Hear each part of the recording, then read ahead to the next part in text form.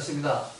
우리 사람이 볼 때는 별 볼 일이 없습니다만 하나님 보실 때 우리 한 사람 한 사람을 가장 귀한 사람으로 보신다고 성경은 말씀합니다. 얼마만큼 귀하게 보시냐? 천하보다도 귀하다고 말씀하십니다. 하늘과 땅, 이 우주와 해와 달과 별, 이 지구 땅 덩어리보다 우리 한 사람을 더 귀하게 보신다는 겁니다. 왜 귀하게 보실까요? 그건 바로 하나님의 아들 독생자 예수님을 메시아 그리스도 왕으로 영접하면 하나님의 아들과 딸, 하늘나라 천국 시민의 귀한 존재가 되기 때문에 우리를 귀하게 보신다는 겁니다. 그리고 언제 우리가 회개해서 좀 하나님 백성이 될 줄 모르기 때문에 하나님의 현재를 보는 것이 아니라 미래의 모습을 보고 새 예루살렘 성에서 자기 아들과 함께 왕노릇하는 우리의 모습을 보면서 귀하다고 하신 겁니다. 그래서 우리 귀한 존재가 되려면 말씀이신 그리스도 예수님을 우리의 주님으로 영접하고 그 주님의 통치를 받을 때 우리는 귀한 존재가 되는 것이고, 귀한 존재는 말도 귀한 말 해야 되고 생각도 귀한 생각 하시고 마음가짐도 귀한 마음가짐을 가지시고 행동도 귀한 행동을 하시기를 주님의 이름으로 부탁을 드리겠습니다. 오늘 시간은 시편 28편 6절 9절 말씀, 시편 28편 6절 9절 말씀을 가지고 여호와를 찬송하며 하는 제목으로 함께 은혜를 나누고자 합니다. 자, 오늘 본문 말씀은 이 시편 28편 말씀은 다윗이 범죄함으로 하나님의 징계를 받아가지고 아들 압살롬의 반역으로 아들에게 다윗 왕국을 빼앗기고 망명생활을 할 때 쓴 시입니다. 우리가 하나님의 죄를 지으면 죄는 용서하는데 그 죄에 대한 징계는 남아 있습니다. 이 다윗이 엄청난 죄를 지었죠. 나라가 평안해지자 왕궁 다윗 왕궁 옥상을 거닐다가 그 옥상에 내려다보니까 백성들이 사는 그 마을, 그 예루살렘 성 안에 어떤 여인이 그 목욕을 하는 모습을 보고 갑자기 음욕이 발동을 해가지고 경호원들을 보내서 그 여인을 납치해가지고 성폭행을 하죠. 근데 그날 임신을 하게 됩니다. 그 여인이 바로 밧세바라는 여인인데, 그래서 다윗 왕은 왕과 그 일반 그 유부녀와 불륜 관계를 했다는 소문이 나면 그날로 이 문제가 보통 심각해지는 게 아니니까 그걸 합리화시키기 위해서, 완전 범죄를 위해서 전쟁터에 나가 있는 그 밧세바의 남편 우리아를 불러들이죠. 그래가지고 그날 밤 그 밧세바와 그 우리아가 함께 밤을 지내도록, 잠자리를 같이 하도록 특별 휴가를 이렇게 줍니다. 포상금까지 줘가지고. 근데 우리아가 충신 중에 충신이라, 지금 내 친구들이, 내 동료들이 전쟁에서 피를 흘리고 지금 죽을지 내일 죽을지 언제 죽을지 모르는 그런 위급한 상황이 있는데 내가 한거롭게 내 아내의 품을 껴안고 내 잠자리 같이 할 수 있겠습니까? 난 절대 그렇게 못합니다. 그리고 왕궁 복도에서 이 침대를 펴고서 거기서 침낭을 깔고 이제 잡니다. 그러니까 이 다윗의 의도가 이제 실패로 끝나는 겁니다. 그러자 다윗은 두 번째 또 계획을 세우죠. 그건 바로 화분 덩어리, 그 밧세바의 남편을 없애버리는 겁니다. 그래서 전쟁터에 총사령관한테 편지를 써가지고 이 우리아를 전쟁터 맨 앞에 화살바지로 내보내라. 그러니까 그 총사령관은 이미 이제 왕의 그 어명은 어길 수가 없죠. 이 우리아를 없애버리는 얘기로구나. 그래서 전쟁터 맨 앞에다 화살바지를 보내가지고 이제 합법적으로 죽여버리죠. 결국 다윗 왕은 간음죄와 살인죄를 동시에 저지른 거죠. 이제 됐다. 이제 나는 완전 범죄에 성공했다. 아무도 모른다. 난 여전히 내가 왕노릇하고 나는 이제 목에 힘주고 왕으로서 군림할 것이다. 근데 어느 날 갑자기 저 초원 고석에 사는 나단이라는 그 시골교회 목사가 왕궁을 찾아와가지고, 왜 찾아왔을까요? 하나님이 전엄적 회개 시대라고 보낸 겁니다. 그래서 왕 앞에 가서 왕이여 어떻게 그럴 수가 있냐고 그러면서 회개를 촉구하죠. 그러자 왕이 그 나단 선지자 앞에 무릎을 꿇고 회개를 합니다. 죽을 죄를 지었다. 그때부터 눈물로 침상을 띄우고 눈물을 요강에 담아 낼 수 있을 정도 그런 회개를 합니다. 자, 이런 회개를 했으면 하나님이 용서해 주셔야 되잖아요. 용서는 안 하신 겁니다. 사람 막대기 인sen체직을 보내가지고 아들 압살롬이 쿠데타를 일으켜 하는 거예요. 그래가지고 왕을, 아버지를 내쫓아버리고 압살롬이 정권을 잡게 된 겁니다. 오늘 본문 28편은 바로 그런 상황에 쓴 시인 것입니다. 그래서 28장 1절에 보면 그때의 고통스러움에 대해서 이렇게 고백하죠. 주께서 내게 잠잠하시면 내가 무덤에 내려가는 자와 같을까 하나이다. 자, 무덤에 내려가는 자와 같다. 이 절대 절망을 의미하는 거죠. 자, 무덤에 내려가는 자는 죽은 자이므로 죽은 자에게는 아무 소망도 없는 겁니다. 이 믿음의 사람들이 가장 고통스러울 때는 하나님께서 자신의 기도를 들어주시지 않을 때인 겁니다. 믿음의 사람들을 외적 환경으로부터 오는 고통보다도 내적으로 자신의 믿음 자체가 흔들릴 때, 그리고 하나님이 침묵하심으로, 하나님 나한테 무관심하심으로 내가 무덤에 내려가는 자와 같은 고통을 당할 때, 그 어떤 소망도 가질 수 없는 그때가 바로 고통스러운 것입니다. 자, 그래서 이 다윗은 이런 그 고통스러운 때를 어떻게 극복하고 또 2년 만에 극복해서 다시 왕권을 되찾을 수 있었는가? 그게 오늘 본문에 나와 있는 다윗의 믿음에 대한 말씀인 것입니다. 그래서 그 처음에는 정말로 자신이 저지른 범죄 때문에 하나님이 진노해가지고 사람밖에 인생채찍으로 자신을 때리시고 자신을 그냥 무관심하고 내쫓아버리시고, 그리고 자신이 기도를 아무리 해도 회개를 아무리 해도 회개를 들어주시지 않으시고 그냥 막 아주 그냥 강압적으로 아주 냉혹할 정도로 처먹할 정도로 그 고통을 느끼게 하는 그 하나님, 그 앞에서 다윗은 오늘 본문에 보면은 세 가지를 가지고 그 승리하는 그런 믿음 생활을 할 수가 있었습니다. 다윗은 처음에는 자신이 저질러온 죄 때문에 하나님이 귀를 막으시고 자신의 간구를 듣지 않으시는 걸로 그렇게 알았습니다. 잠잠하지 마소서, 침묵하지 마소서, 나는 무덤에 내려가는 자 같아요. 난 정말 죽을 죄를 저질렀고 하나님이 어떤 매를 때려도 난 할 말이 없습니다. 그렇지만 하나님의 이름을 위해 내가 지금까지 살아온 그 모든 과정들을 이렇게 볼 때 하나님이 그 블레셋의 골리앗을 쳐 죽이도록 하나님 함께 하시고, 또 왕같지 않은 사울왕이 13년간 나 죽이려 쫓아다닐 때도 하나님 나와 함께 하시고, 그리고 나를 왕으로 세우셨는데 내가 순간적으로 사단의 그 게임에 넘어가가지고 음욕이 일어나고 또 살인죄가 일어나가지고 이 새머리 같은 그 머리 굴려대면서 주판을 돌리다가 이 모양이 꼴이 됐는데 하나님은 그냥 이대로 내버려 두실 것입니까? 그럼 내가 망하는 게 아니라 하나님 망하는 겁니다. 이런 기도를 다윗은 계속 드렸던 겁니다. 그래서 오늘 본문에서 5절까지는 긴 어둠의 터널을 지나다가 6절에 가서 이 터널을 빠져나오죠. 오늘 6절 말씀이 여호와를 찬송하며 내 간구하는 소리를 들으시미로다. 침묵하시는 줄 알았는데, 나한테 무관심하신 줄 알았는데 내 기도를 계속 듣고 계셨다는 겁니다.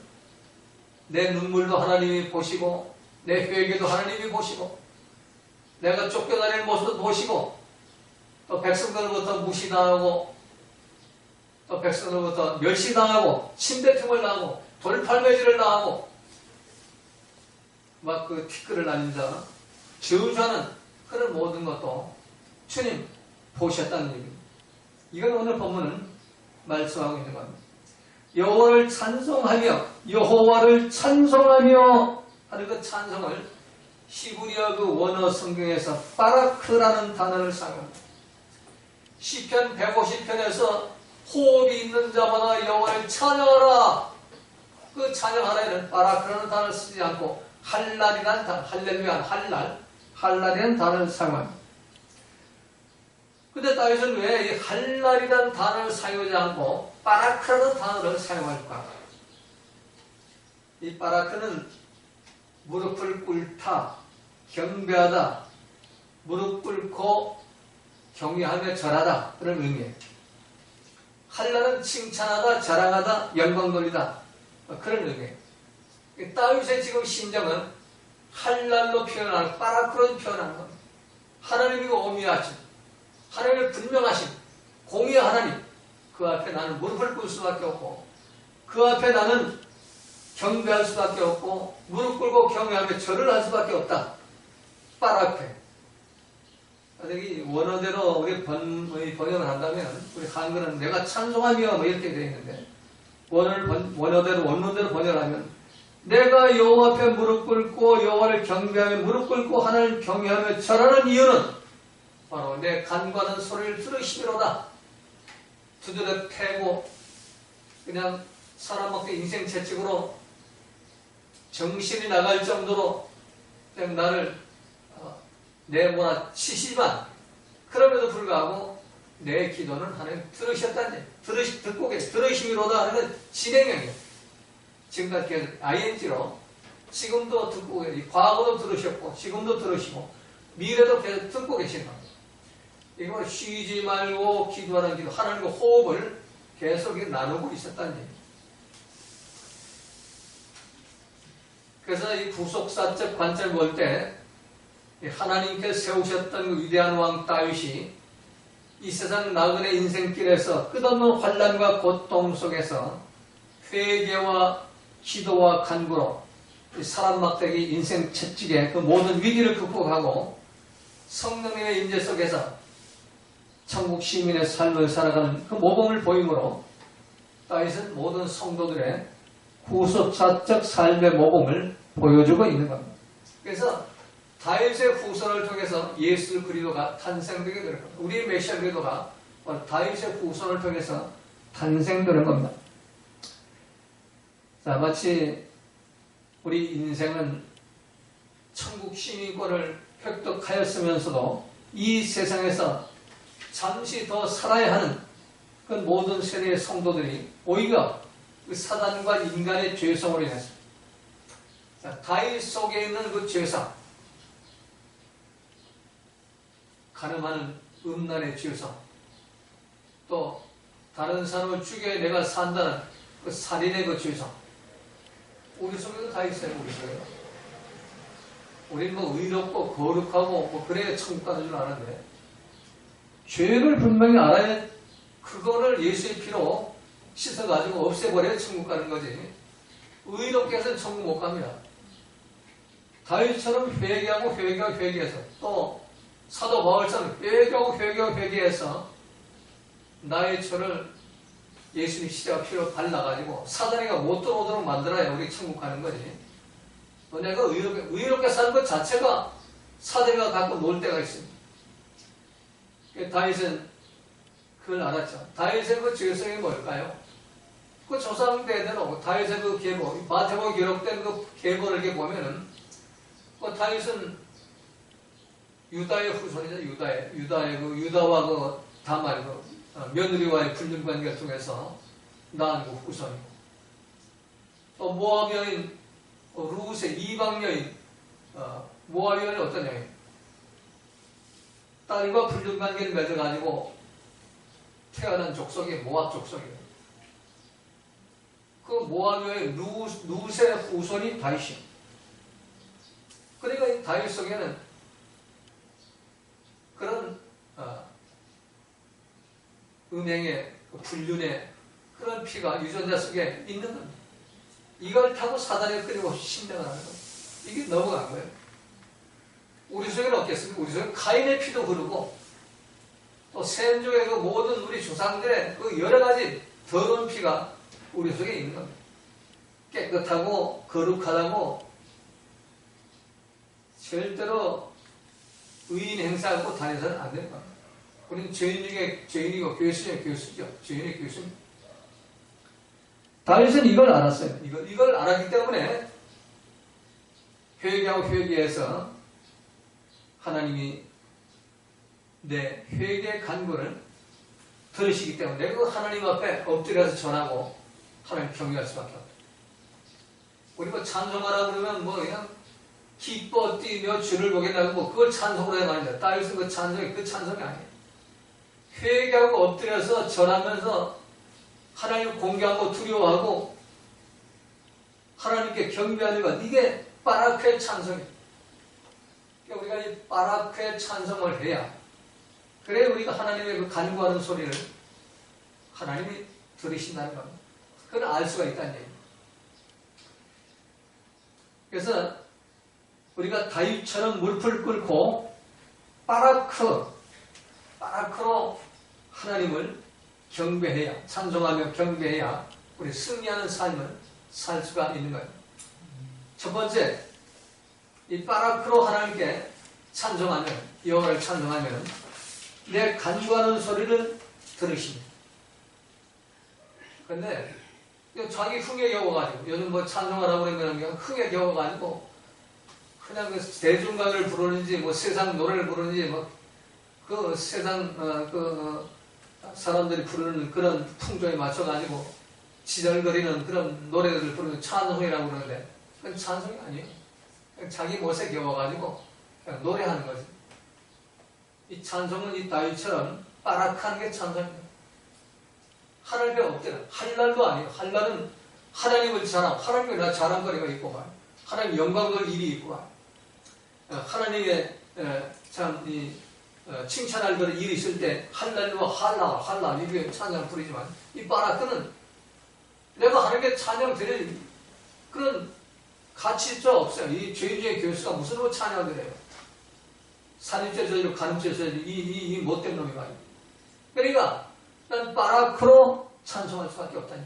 엎드려서 절하며 그리고 하나님 앞에 경배하면서 하나님 앞에 정말 울부짖는 그런 바라크의 그런 찬송을 드린다는 것. 이런 찬송을 통해서 하나님은 우리의 간구하는 소리를 들으십니다.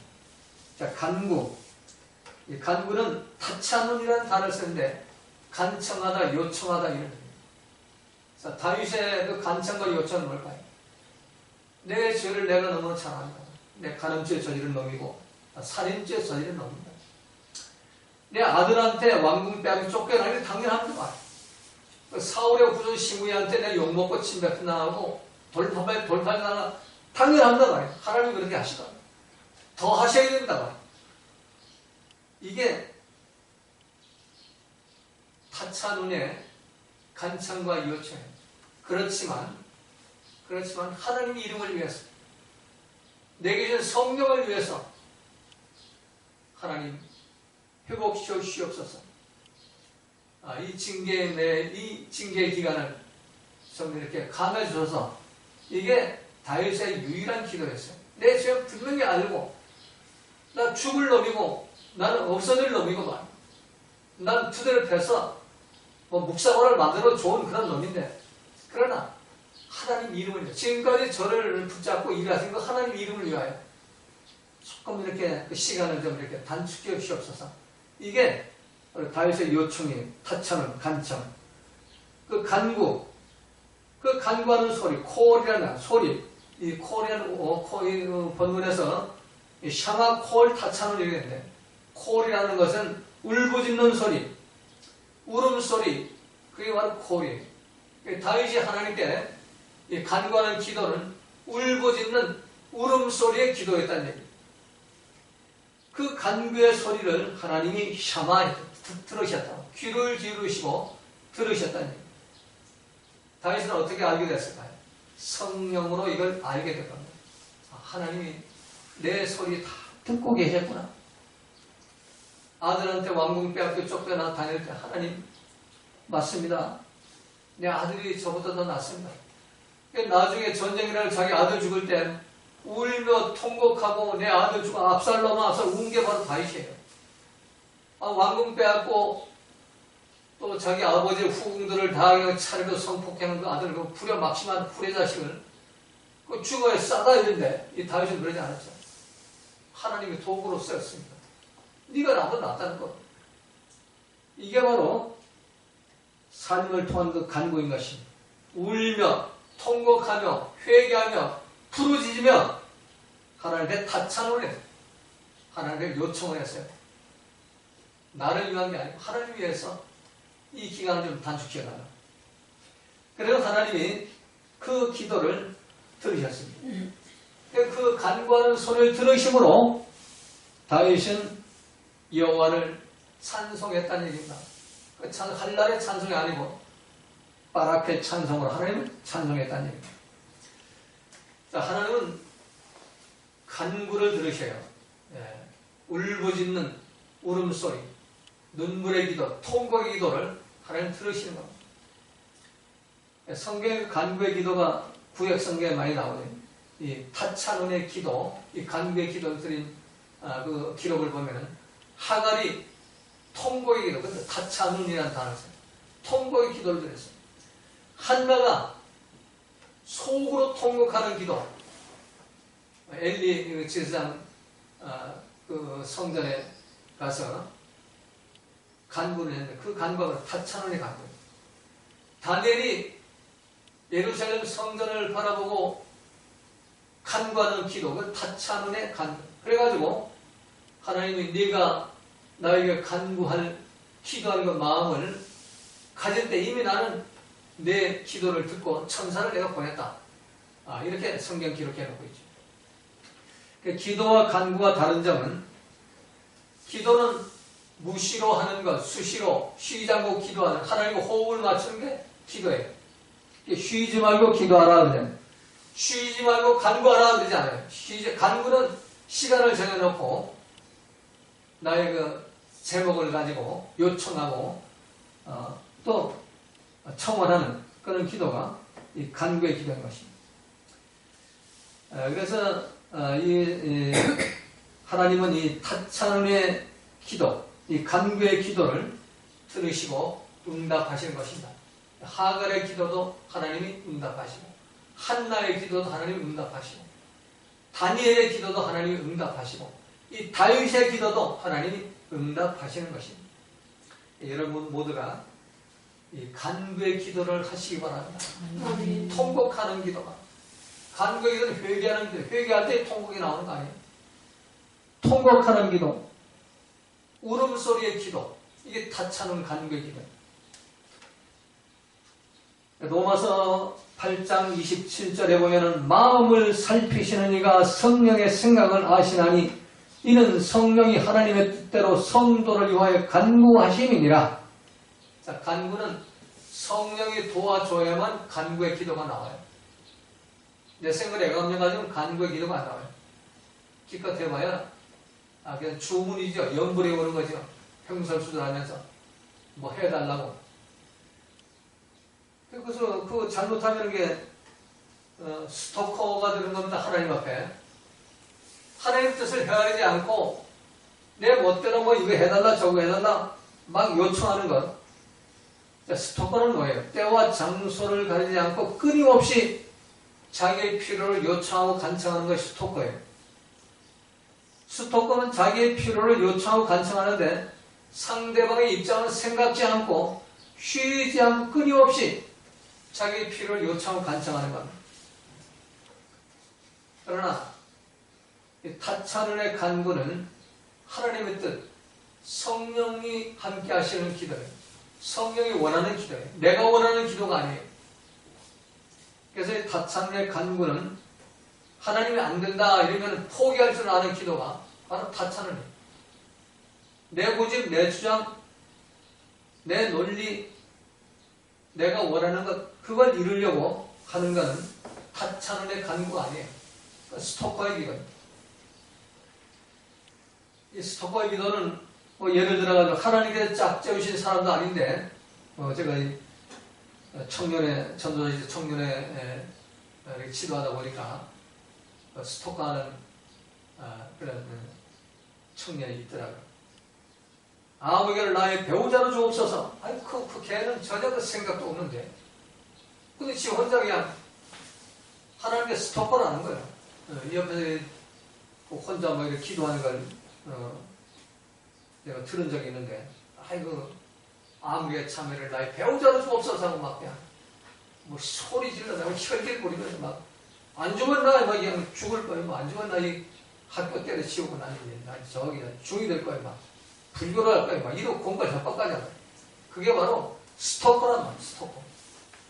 우리 간구라고 간절히 기도하는 기도를 간구로 착각하면 안 돼요. 잘못하면 스토커가 돼요. 그럼 간구는 어떻게 돼요? 아버지 뜻을 따라 하는 기도가 간구고, 성령님이 함께하는 기도가 간구예요. 그리고 간구의 가장 중요한 것은 회개에서 통곡의 울음이 나오는 기도가 간구입니다.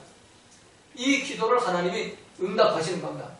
그 기도가 바로 하갈의 기도고, 한나의 기도고, 다니엘의 기도고, 이 다윗의 기도인 것입니다. 여러분 모두가 이 간구의 타천운에 이 간구의 기도를 하시기를 주님의 이름으로 부탁을 드립니다. 아멘. 자, 두 번째는 오늘 7절에 보니까 나의 힘과 나의 방패가 되시는 하나님을 다윗은 발견합니다. 내 마음이 여호와는 나의 힘과 나의 방패시니 내 마음이 저를 의지하여 도움을 얻었도다. 그러므로 내 마음이 크게 기뻐하며 내 노래로 저를 찬송하리로다. 또 파라크가 나오죠. 하나님이 나의 힘과 나의 방패가 되셨구나. 왜? 쿠데타가 일어날 때 제일 먼저 쳐 죽이는 게 왕이에요. 군정왕을 쳐 죽여야 그 쿠데타가 성공하는 거예요.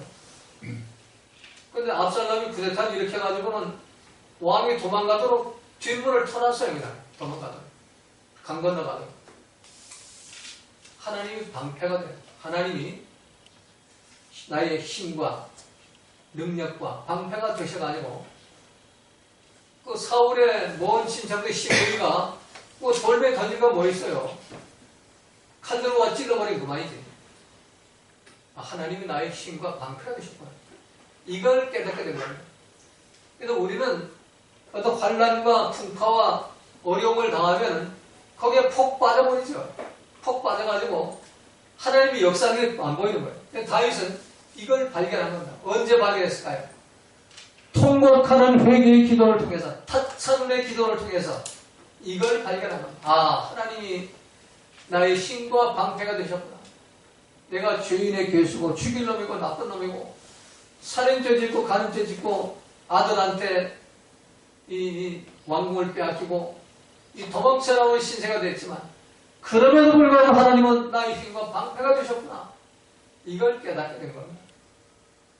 그래가지고 하나님을 찬송하며 빠라크하며 이 찬송이 회복이 돼요. 결국 뭐예요? 빠라크라는 것은 이런 상황 저런 상황 어떤 상황에도 불평불만하지 않고 하나님 앞에 무릎 꿇는 것, 하나님을 경배하는 것, 경외하는 것, 이게 빠라크예요. 잘 될 때만 빠라크하는 게 아니고 안 될 때 다윗처럼 실패하고 두드려 맞고 내어 쫓김을 당하고 무시당하고 멸시당하고 원수를 만나고 침뱉음을 당하고 그런 어려움을 당해도 하나님의 은혜를 깨닫고 그럼 하나님 나의 힘과 방패고 나를 죽이지 않고 나를 살리시고 또 기도하지 마시고 회개하시니까 하나님 나의 힘이요 방패요. 그러면서 하나님께 감사드리면서 더욱더 하나님께 엎드려서 절하는 거죠. 경배하는 겁니다. 무릎 꿇는 겁니다. 자, 여기서 그 힘이라는 것은 이제 오주라는 단어를 쓰는데 강한 힘, 능력, 하나님이 눈에 보이지 않는 강한 힘을 가지고 나를 보호하고 계시는구나. 이게 오주예요. 예수님 말씀하시는 12영이나 더 되는 천군 천사로 나를 지키고 계시구나. 그게 오주예요. 세상의 힘과 권세가 아닙니다. 이 오주는 하나님의 능력과 권능으로 보호하시는 힘, 그게 오주예요. 그리고 방패는, 마개는 단어도 방패, 이 전능자의 그늘과 날개, 요즘 우리가 핵우산 그러잖아요. 핵우산도 아무것도 아니에요. 하나님이 우선이 되죠. 전능자의 그리고 진자의 날개가 나를 덮어주해라. 핵도 우리가 이길 수가 있어. 이 지구촌이 다 날아가도 태양계가 없어져도 하나님 나의 그늘과 보호자 전능자의 그리고 진자의 날개가 나를 덮어주시면 우리는 새 예루살렘으로 올라갈 수가 있는 겁니다. 그래서 우리가 어떤 환경, 어떤 상황 속에도 하나님은 나의 힘이고 하나님 나의 방패라는 이런 확실한 믿음을 가져야 돼요. 이 믿음이 확실히 있어야 되는 겁니다. 이 믿음은 누구에게 옵니까? 이 다윗은 사탄의 기도를 드려 회개해서 통곡하는 그 간구의 기도를 드리는 자, 그들에게 이런 축복이 오게 되는 겁니다. 자, 마지막 세 번째, 하나님은 나의 구원의 산성이 되신다고 8절 9절을 말씀하십니다. 여호와는 저희 힘이시와 오즈, 조금 전에 말씀드린 오즈, 그리고 그 기름 부음 받은 자의 구원의 산성이시로다. 구원의 산성이시로다. 다윗은 이걸 발견했어요. 그래서 9절에 보면 주의 백성을 구원하시며 주의 사람의 복을 주시며 또 저희의 목자가 되어서 영원토록 되십시오. 구원의 산성이 되셨기 때문에 사람에도 복을 주시고 영원한 목자가 되어서 통치하고 인도하는 그런 축복을 받게 된다는 겁니다. 자, 여기서 구원의 산성은 우마우조라는 단어를 써요. 우마우조라는 것은 산성, 요새라는 것입니다. 아무도 침략할 수 없는, 독수리 요새 되잖아요. 아무도 침략할 수 없는 안전지대라는 뜻이에요. 이게 우마우조예요. 자, 하나님은 누구에게 힘이 되시고 누구의 구원의 요새가 되는가? 산성, 안전지대가 되는가? 그건 바로 기름 부음 받은 자가 될 때, 그때 여호와는 나의 힘이 되고 나의 구원의 산성이 되는 겁니다. 기름 부음 받은 자는 뭡니까? 성령의 기름을 받은 자, 회개에서 죄 사함 받고 성령의 선물을 받아가지고 말씀으로 인도를 받는 자, 그들이 바로 기름 부음 받은 자예요. 이 기름 부음 받은 자에게 하나님은 요새가 된다는 얘기입니다. 산성이 되신다는 얘기예요. 결국 기름 부음 받아서 성령의 인도에 순종해가지고 그리스도의 태초부터 말씀인 그리스도의 말씀대로 통치를 받는 자가 바로 기름 부음 받은 자, 마시아예요. 이 기름 부음 받은 자가 됐을 때 하나님은 나의 요새가 됐어요. 나의 안전지대가 된단 말이에요. 그래서 여러분 모두가 정말 하나님을 나의 안전지대, 나의 산성, 나의 요새로 만들려면 여러분이 기름 부음 받은 자가 되어야 돼요. 기름 부음을 받으려면 그냥 되는 게 아니에요. 이 올리브 기름 사가는 밭에가 부어다 기름 부은 그건 아니에요. 회개해야만 성령의 기름이 부어져요. 회개해서 죄 사함 받고 이런 마귀가 드러지지 않도록 예수의 피로 발라버리면 그럼 이제는 성령 인도하는 통치를 받잖아요. 그래서 성령이 어디를 인도해요? 말씀을 인도해요. 진리의 말씀으로. 그러면 말씀의 열매를 맺겠죠. 내가 기름 부음을 받았느냐 안 받았느냐 그거는 따따따 또또는 방언했다 기름 부음 받는 게 아니에요. 그러면서 계속 내 생을 애건대로 사는 것은 기름 부음 받은 게 아니에요. 마귀가 이제 갖고 이제 장난치는 거예요. 기름 부음 받았으면은 성령의 인도를 따서 진리의 말씀을 인도돼가지고 말씀의 열매가 나타나야 기름 부음 받는 자예요. 기름 부음을 받았다면 내 삶의 현장에 원수를 사랑하는 열매가 나타나요. 원수를 사랑해. 남편 원수 아니잖아요. 근데 모였다면 저 왼수가 되잖아요. 집사 원사들이 모여가지고 있어요. 지금 뭐죠 하고 있는 거예요. 좀 정신 차리세요. 말세요, 지금 말세. 기름 부음 받았다면은 왼수가 없어지고, 왼수가. 그리고 이런 거, 이거 용서의 열매가 나타나요. 용서해야 된단 말이에요. 내 마음에 안 드는 사람. 뭐가 그렇게 옳고 그르게 많아요, 옳고 그르게. 마음에 안 들게 많냐 말이요. 뭐가 그렇게 마음에 안 들게 많아가지고, 옳고 그르게 따지고, 이랬냐, 저랬냐, 이랬냐, 이럴 수 있냐, 저럴 수 있냐, 이러고 다냐 말이에요. 목사, 권사, 장로, 집사입니다. 기름 부음을 받지 못한 거예요. 그래, 하나님이 나의 요새가 아니고, 나의 안전지대가 아니고, 마귀가 나의 요새가 되니까, 마귀가 나의 안전지대예요. 마귀 품에서 놀고 있는 거예요. 오늘 이 본문 말씀에서 다른 거 다 잊어먹어도 요거 한 가지 꼭 기억하시기 바랍니다. 하나님을 나의 요새로 삼으려면 기름 부음 받은 자가 되는, 기름 부음 받은 자가 됐냐 안 됐냐는 말씀의 열매를 보고 알 수가 있단 말이야. 용서의 열매가 나타나냐 말이야. 원수 사랑의 열매가 나타나냐 말이야. 항상 기뻐하고 있냐, 범사에 감사하느냐 말이야. 온유하고 겸손하냐. 귀에 딱지가 않도록 들었지만 실제 한 가지라도 네 품어줬냐, 나 품어줬냐. 온유 말이야. 나보다 당신을 낫게 생각해. 너보다 나를 낫게 한번 생각해봤냐. 겸손했냐. 그 성령의 아버지의 열매가 맺혔냐. 그래서 아버지의 뜻과 예수님의 성품과 성의 열매를 딱 점검해보면은, 아, 내가 기름 부음을 받은 자구나. 아니면 아직 기름 부음을 받지 못했구나. 여전히 마귀를 나의 요새로 삼고 있구나. 여호와 하나님을 나의 요새로 삼지 못하고 있구나. 이걸 알 수가 있는 겁니다. 이번 한 주간 여러분들이 이 말씀을 깊이 묵상하면서 참 구원의 산성 되시는 하나님을 만나가지고 다윗처럼 하나님을 빠락하는, 하나님을 찬송을 엎드려 하나님께 굴복하고 하나님의 통치에 감사하면서 하나님께 절하는 그런 빠락해 찬송의 삶을 살아가시기를 주님의 이름으로 부탁을 드리겠습니다. 아멘. 그렇게 되면은 오늘 마지막 구절에 축복을 주시죠. 어떤 복을 주시냐?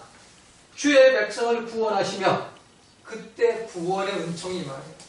살베이션이라 구원의 은총이라.